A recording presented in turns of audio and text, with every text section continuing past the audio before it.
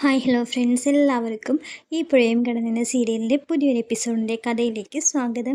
ഇത് വരാൻ പോകുന്ന ഒരു എപ്പിസോഡാണ്. വളരെ പെട്ടെന്ന് തന്നെ നമുക്ക് ഈ എപ്പിസോഡ് കാണാൻ കഴിയും കേട്ടോ. അപ്പോൾ അതിൻ്റെ കഥയിലേക്ക് എല്ലാവർക്കും സ്വാഗതം.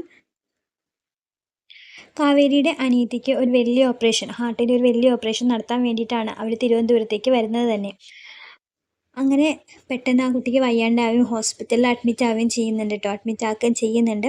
പെട്ടെന്ന് തന്നെ ഇത്രയും ദിവസം, 2 ദിവസം ഒരു 3 ദിവസം അതിനുള്ളിൽ ഓപ്പറേഷൻ, ഹാർട്ടിൻ്റെ ഓപ്പറേഷൻ നടത്തണമെന്ന് അവിടുത്തെ ഹോസ്പിറ്റലിലെ ഡോക്ടേഴ്സ് പറയുന്നുണ്ട് കേട്ടോ.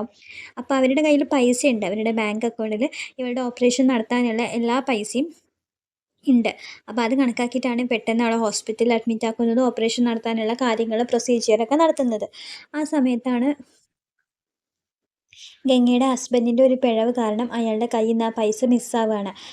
ആ മിസ്സായ കാര്യം വീട്ടിൽ വേറെ ആരോടും പറഞ്ഞിട്ടുണ്ടായിരിക്കില്ല കേട്ടോ. കാവേരിയോട് മാത്രമാണ് പൈസ മിസ്സായ കാര്യം പറഞ്ഞിട്ടുണ്ടാവുക. അത് ലക്ഷങ്ങളാണ്. അവൾ അനിയത്തിയുടെ ഓപ്പറേഷന് വേണ്ടി കയ്യിൽ കരുതി വെച്ചിട്ടുണ്ടായിരുന്ന ലക്ഷങ്ങളുടെ എമൗണ്ടാണ് അയാളുടെ ഒരു ചെറിയ പിഴവ് കൊണ്ട് നഷ്ടമായിട്ടുണ്ടാവുക കേട്ടോ. അപ്പോൾ ഗംഗ എടുത്തൊന്നും അത് പറയാൻ പറ്റില്ല. കാരണം താനുമായിട്ടുള്ള ബന്ധം തന്നെ ചിലപ്പോൾ ഗംഗ ഉപേക്ഷിച്ചെന്ന് വരും. അനിയത്തിയുടെ ജീവനേക്കാൾ പ്രധാനമല്ലല്ലോ ഒന്നും.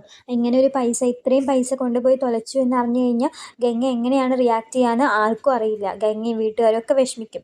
അപ്പോൾ അതൊന്നും ആരോടും പറയാതെ കാവേരി എങ്ങനെയെങ്കിലും അത് മാനേജ് ചെയ്യാൻ വിചാരിക്കുന്നുണ്ട്. അങ്ങനെ ഹോസ്പിറ്റലിൽ പൈസ കെട്ടാം, ഇന്നല്ലെങ്കിൽ നാളെ കെട്ടാം എന്ന് വിചാരിച്ച് ഇങ്ങനെ നീട്ടി കൊണ്ടുപോവാണ്. അപ്പോൾ വീട്ടിൽ നിന്ന് അമ്മയും ചേച്ചിയും ഗംഗയൊക്കെ ഹോസ്പിറ്റലിൽ എത്തുമ്പോൾ കാവേരിയോട് ചോദിക്കുന്നുണ്ട്, നീ എന്താ ഇത് കെട്ടാത്തത്? കയ്യിൽ പൈസ ഉണ്ടായിട്ട് എന്താ നീ ഹോസ്പിറ്റലിൽ ബില്ല് അടയ്ക്കാത്തത്? പൈസ കെട്ടിയില്ലെങ്കിൽ അവർ ഓപ്പറേഷൻ നടത്തില്ല എന്നാണ് പറയുന്നത്. നീ എന്തൊക്കെ ഞങ്ങളുടെ നിന്ന് മറക്കുന്നുണ്ട് എന്നൊക്കെ പറയുന്നുണ്ട്. അപ്പോൾ കാവേരി പറയുന്നുണ്ട്, ഒന്നുമില്ല ചേച്ചി, ഒന്നുമില്ല. പൈസ അടയ്ക്കാം, ബാങ്കിൽ പോയിട്ട് പൈസ എടുക്കണ്ടേ? നമ്മുടെ ബ്രാഞ്ച് അവിടുത്തെ ബ്രാഞ്ചല്ലേ, അതുകൊണ്ട് അവിടുത്തെ മാനേജർ വിളിച്ച് ഇവിടെ സംസാരിച്ചാലേക്ക് പൈസ കിട്ടുള്ളൂ എന്ന് അവർ പറയുന്നത്. ചെറിയൊരു ഡിലേ ഉണ്ടാവും ചേച്ചി, വിഷമിക്കണ്ട. എന്തായാലും ഇന്നോ നാളെ ആയിട്ട് ഞാൻ പൈസ അടച്ചിരിക്കുന്നു അറിയാൻ കേട്ടോ. അല്ല കാവേരി, നീ എന്തൊക്കെ എൻ്റെ അടുത്ത് മറക്കുന്നുണ്ട്. ചേട്ടനും എൻ്റെ അടുത്ത് എന്തൊക്കെയോ മറക്കുന്നുണ്ട്. നീ സത്യം എന്നാ വെച്ചാൽ എന്നോട് പറയൂ. ഒന്നുമില്ല ചേച്ചി, ഒരു പ്രശ്നമില്ല പറഞ്ഞിട്ട് കാവേരി ടെൻഷൻ അടിച്ച് പുറത്തേക്ക് ഇറങ്ങി വരുന്നുണ്ട് കേട്ടോ. എന്ത് ചെയ്യണം, ഒരു എത്തിയും പിടിയും കിട്ടുന്നില്ല. അങ്ങനെ കാവേരിയുടെ ഒരു ഫ്രണ്ടിനോട് പൈസ ചോദിക്കുന്നുണ്ട്. പക്ഷേ ആ ഫ്രണ്ട് പറയുന്നുണ്ട്, ലക്ഷങ്ങളൊന്നും എന്നെക്കൊണ്ട് ഒപ്പിക്കാൻ പറ്റില്ലടി. ഒരു 50,000 75,000 കാണിച്ചാൽ ഞാൻ ഒപ്പിക്കാം. ഇത്രയും ലക്ഷങ്ങളൊക്കെ എവിടുന്നാ, എൻ്റെ അടുത്ത് ഉണ്ടാവില്ല എന്നൊക്കെ പറയുന്നുണ്ട് കേട്ടോ. അങ്ങനെ പൈസയ്ക്ക് എന്താ വഴി എന്ന് ആലോചിച്ച് ആകെ ബുദ്ധിമുട്ടിയിട്ട് കരഞ്ഞ് തളർന്നിരിക്കുകയാണ് കാവേരി കേട്ടോ. ആ സമയത്താണ് നമ്മുടെ നരേൻ്റെ വീട്ടിൽ നരേൻ്റെ മുത്തശ്ശിക്ക് വയ്യാതാവുന്നുണ്ട്. മുത്തശ്ശിക്ക് വയ്യാതാവുന്നതോടുകൂടി നരേന് ആകെ വിഷമാവുന്നുണ്ട്. നരേനെ ഏറെ സ്നേഹിക്കുന്ന രണ്ട് പേരാണ് മുത്തശ്ശിയും മുത്തശ്ശനും. അപ്പം മുത്തശ്ശിക്ക് ഇടയ്ക്കിടയ്ക്ക് ഇങ്ങനെ വയ്യായ്കൾ വന്ന് പോകുന്നത് മുത്തശ്ശി വല്ലാണ്ട് ടെൻഷൻ അടിക്കുന്നത് കൊണ്ടാണെന്ന് പറയുന്നുണ്ട് ഡോക്ടർ. ഇനി ഇങ്ങനെ ടെൻഷൻ അടിച്ചു കഴിഞ്ഞാൽ മുത്തശ്ശിയുടെ ജീവന് വരെ അത് ആപത്താവും എന്നും പറഞ്ഞ് നരേനൊരു വാണിങ്ങും കൊടുക്കുന്നുണ്ട്. അപ്പം നരേൻ്റെ മുത്തശ്ശൻ നരേൻ്റെ അടുത്ത് വന്ന് പറയുന്നുണ്ട്, നിന്നെ ഓർത്തിട്ടാണ് മുത്തശ്ശി ഇത്രയും ടെൻഷൻ അടിക്കുന്നത്. ഞങ്ങൾക്ക് എന്തെങ്കിലും പറ്റിക്കഴിഞ്ഞു കഴിഞ്ഞാൽ നിനക്ക് ആരുണ്ട്?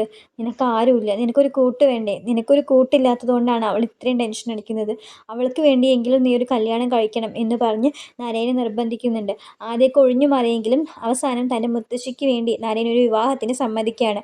പക്ഷെ നരേനെ കാണാൻ വരുന്ന പെണ്ണ് വീട്ടുകാരോടും ആ പെൺകുട്ടികളോടും പറയുന്നത് അവൻ്റെ ഒരു കണ്ടീഷൻ ആയിരിക്കും കേട്ടോ. തൽക്കാലം ഒരു മാരേജ്, പക്ഷേ ഒരു ഭർത്താവായിട്ട് താൻ എന്നെ കാണരുത്, ഒരു ഭാര്യയായിട്ട് തന്നെ ഞാനും കാണില്ല, ഒരു വർഷത്തെ ഒരു എഗ്രിമെൻ്റ് പോലെ നമുക്കൊരു വിവാഹം കഴിക്കാം എന്നുള്ള കാര്യങ്ങളാണ് വരുന്ന പെണ്ണ് വീട്ടുകാരോടൊക്കെ നരേൻ പറയുന്നത് കേട്ടോ. ഈ നരേൻ്റെ മുത്തശ്ശൻ അറിയാതെ. അപ്പോൾ അവർക്ക് അതൊന്നും താല്പര്യമില്ലാതെ അവർ പോകുന്നുണ്ട്. അപ്പം മുത്തശ്ശി നരേനോട് മിണ്ടാതാവുകയും തെറ്റി നടക്കുകയൊക്കെ ചെയ്യുന്നുണ്ട്. അപ്പോൾ ആ ഒരു സിറ്റുവേഷനാണ് കാവേരിക്ക് പൈസ അത്യാവശ്യം വരുന്ന ആ ഒരു സമയമായിരിക്കും രണ്ടു കേട്ടോ. അങ്ങനെ നരേനാച്ച ആകെ ദേഷ്യം വന്ന് നടക്കുന്ന സമയത്തായിരിക്കും ഇവിടെ ഗംഗയുടെ ഭർത്താവ് അവർക്ക് കടയൊന്നും സെറ്റാവാത്തത് കൊണ്ട് വീട്ടിലിരുന്ന് തന്നെ തുന്നി കൊടുക്കുന്നത് കേട്ടോ. അപ്പോൾ കുറേ യൂണിഫോമുകൾ തയ്ക്കാനുണ്ടാവും. അങ്ങനെ തയ്ച്ചുകൊണ്ടിരിക്കുമ്പോൾ ഈ മെഷീൻ്റെ സൗണ്ട് ഇങ്ങനെ കേൾക്കുമ്പോൾ നരേന് ദേഷ്യം വരുന്നുണ്ട്. അങ്ങനെ നരേൻ വന്നിട്ട് ഇയാളോട് ചൂടായിട്ട് പറയുന്നുണ്ട്, ഇന്ന് വൈകുന്നേരത്തിനുള്ളിൽ നീ ഈ വീട് ഒഴിഞ്ഞു പോയിക്കോണം. നിങ്ങൾക്ക് വീട് താമസിക്കാൻ മാത്രമാണ് വീട് തന്നത്. അത് നിങ്ങൾ കടയായിട്ട് ഉപയോഗിച്ച് കഴിഞ്ഞാൽ അപ്പുറത്തും ഇപ്പുറത്തുള്ളവർക്ക് താമസിക്കണ്ടേ? ഇതെൻ്റെ വീടാണ്. അതുകൊണ്ട് തന്നെ ഇന്ന് വൈകുന്നേരത്തിനുള്ളിൽ പെട്ടിയും കിടക്കെടുത്തിട്ട് എല്ലാവരും ഇവിടുന്ന് സ്ഥലം വിട്ടു വെക്കണം എന്ന് പറയുന്നുണ്ട് കേട്ടോ. അപ്പോൾ എന്ത് ചെയ്യണമെന്നറിയാതെ ആകെ വിഷമിച്ചിരിക്കുമ്പോഴാണ് അവിടേക്ക് കാവേരി വരിക. കാവേരിയോട് ഇയാൾ കാര്യങ്ങളൊക്കെ പറയുന്നുണ്ട്. അപ്പോൾ കാവേരി പറയുന്നുണ്ട്, അങ്ങനെ പെട്ടെന്ന് പറഞ്ഞു കഴിഞ്ഞാൽ വീട് ഒഴിഞ്ഞു കൊടുക്കാനൊന്നും പറ്റില്ല. ഞാൻ സംസാരിക്കാം. ഇതിന് ഗംഗ അറിഞ്ഞു കഴിഞ്ഞാൽ ഗംഗ അല്ലെങ്കിൽ പൈസ കൊണ്ടുപോയി തൊലച്ചു ഞാൻ. ഇപ്പോൾ ദാ ഞാൻ കാരണം വീട് ഒഴിയേണ്ടി വരുന്നു. എനിക്ക് എന്താ ചെയ്യേണ്ടതെന്ന് അറിയുന്നില്ല കാവേരി എന്നൊക്കെ പറയുമ്പോൾ, ചേട്ടൻ വിഷമിക്കണ്ട. എന്തിനും ഇങ്ങനെ പിറുപിറുത്തിട്ടൊന്നും കാര്യമില്ല. വരാനുള്ളത് നമ്മൾ തന്നെ ഫേസ് ചെയ്യണം. അതിനിങ്ങനെ വിഷമിച്ചിരുന്നിട്ട് എന്താ കാര്യം? ഞാൻ അയാളോടൊന്ന് പോയി സംസാരിക്കട്ടെ. പെട്ടെന്ന് അങ്ങനെ ഇറങ്ങി കൊടുക്കാനൊന്നും പറ്റില്ലല്ലോ. നമ്മുടെ അവസ്ഥ പറഞ്ഞാൽ അയാൾക്ക് മനസ്സിലാവും. ഞാനൊന്ന് പോയി സംസാരിക്കാം എന്ന് പറഞ്ഞുകൊണ്ട് കാവേരി നരേനെ കാണാൻ വേണ്ടി പോകുന്നുണ്ട് കേട്ടോ. അങ്ങനെ നരേനെ താഴത്തുനിന്ന് ആരെയും കാണാത്തതുകൊണ്ട് മുകളിലേക്ക് ചെല്ലുമ്പോൾ മുകളിൽ ബാൽക്കണിയിൽ നരേൻ നിൽക്കുന്നുണ്ടാവും കേട്ടോ. അപ്പോൾ കാവേരി പറയുന്നുണ്ട്, എനിക്ക് നിങ്ങളോട് കുറച്ച് സംസാരിക്കണം എന്ന് പറയുമ്പോൾ നരേൻ പറയുന്നുണ്ട്, എനിക്കിപ്പോൾ നിന്നോട് ഒന്നും സംസാരിക്കണ്ട. ഞാൻ അവിടെ ഒരു കാര്യം പറഞ്ഞിട്ടുണ്ട്. ഇന്ന് വൈകുന്നേരത്തിനുള്ളിൽ നിങ്ങൾ വീട് ഒഴിഞ്ഞു പോകണം. എനിക്ക് ഈ ശല്യങ്ങളൊന്നും സഹിക്കാൻ പറ്റില്ല എന്ന് പറയുമ്പോൾ കാവേരി പറയുന്നുണ്ട്, എനിക്ക് കുറച്ച് കാര്യങ്ങൾ പറയാനുണ്ട് സാർ. എനിക്ക് പെട്ടെന്നൊന്നും ഞങ്ങൾക്ക് വീട് ഒഴിയാൻ പറ്റില്ല. ഞങ്ങളുടെ സിറ്റുവേഷൻ അങ്ങനെയാണ്. ഒന്ന് കേൾക്കണം എന്ന് പറയുമ്പോൾ, എനിക്കൊന്നും കേൾക്കണ്ടെന്ന് പറഞ്ഞില്ലേ എന്ന് പറഞ്ഞ് നരേൻ ചൂടാവുമ്പോൾ കാവേരി പറയുന്നുണ്ട്, നിങ്ങൾക്ക് കേൾക്കണം, നിങ്ങൾ കേട്ടേ പറ്റുള്ളൂ. ഞങ്ങളുടെ അവസ്ഥ നിങ്ങൾക്ക് മനസ്സിലാവണം, മനസ്സിലാക്കിയേ പറ്റൂ എന്ന് പറഞ്ഞ് കാവേരിയും ചൂടാവുന്നുണ്ട് കേട്ടോ. അവര് പറഞ്ഞു തുടങ്ങുന്നുണ്ട്, ഇതിനേക്കാളും വലിയ വീട്ടിലാണ് ഞങ്ങൾ താമസിച്ചിട്ടുണ്ടായിരുന്നത്. ഞങ്ങളുടെ അച്ഛൻ ഞങ്ങൾക്കൊരു കുറവും വരുത്തിയിട്ടില്ല.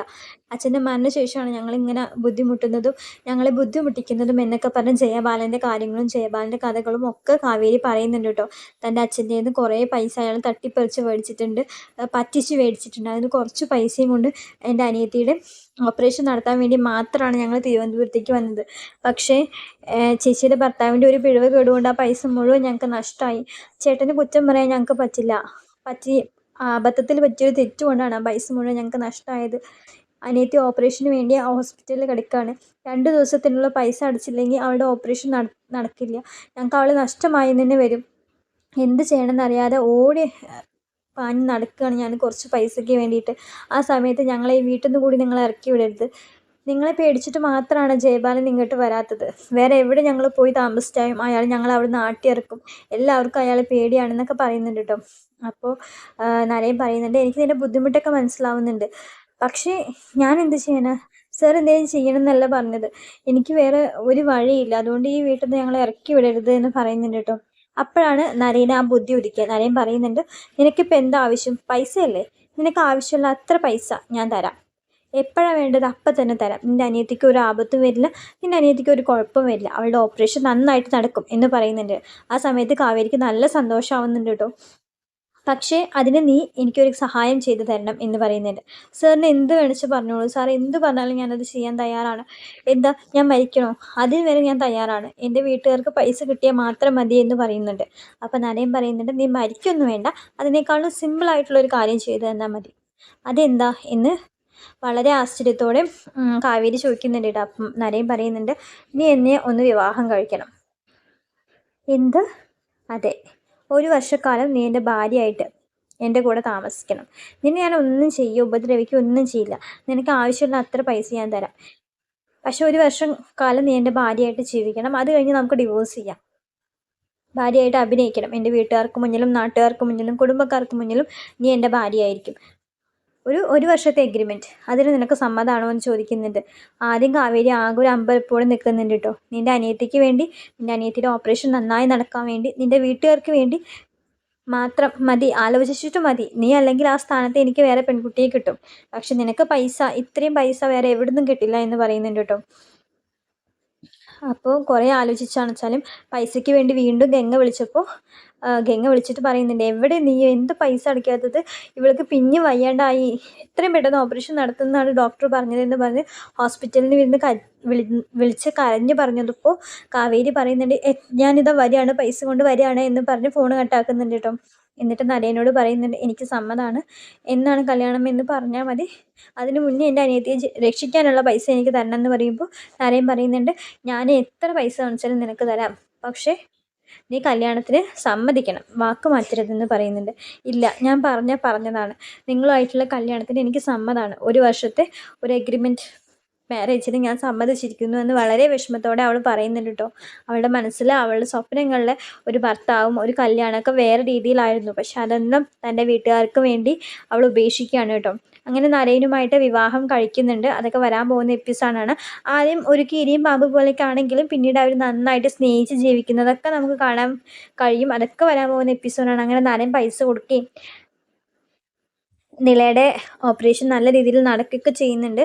പിന്നീട് ആ ഓപ്പറേഷൻ കഴിഞ്ഞതിൻ്റെ ആ ദിവസം തന്നെ ഇവർ രണ്ടുപേരും വിവാഹം കഴിച്ച് ആ കുടുംബത്തിലേക്ക് വരുന്നതും കാവേരീനെ ആ വീട്ടിൽ നിന്ന് പുറത്താക്കുകയൊക്കെ ചെയ്യുന്ന എപ്പിസോഡ്സൊക്കെ വരാൻ പോകുന്നുണ്ട്. അപ്പോൾ നമ്മുടെ വീഡിയോ ആദ്യമായിട്ട് ആരെങ്കിലും കാണുന്നുണ്ടെങ്കിൽ ഇഷ്ടമായിച്ച ഒന്ന് സബ്സ്ക്രൈബ് ചെയ്യണം, ലൈക്ക് ചെയ്യണം, ഹൈപ്പും ചെയ്യണം. താങ്ക്